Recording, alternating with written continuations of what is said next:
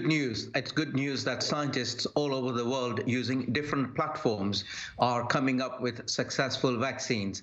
I would really like your viewers and listeners to be assured that life doesn't start and finish just with Pfizer. There are other manufacturers who will also be coming online, and one that works will also work with others. So please be reassured that just because you haven't got a Pfizer contract doesn't mean that you will not get any vaccines from other manufacturers, which will also be just as effective. So coming on to the different platforms, and it's very, very important we take our viewers and listeners with us.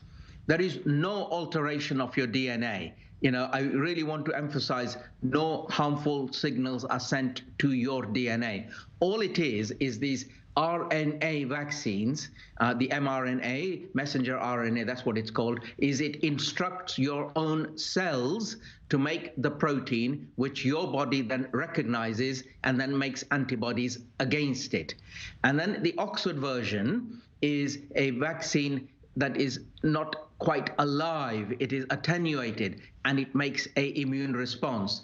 The Janssen one that we're talking about today is the carrier vaccine, is a human common cold virus on which is attached the signals, the instructions to say, make this spike protein for me, will you? And when it makes the spike protein, it is expressed on the cells of the human, and then that expressed protein is noted as being alien, i.e. doesn't belong here, and you make antibodies against it.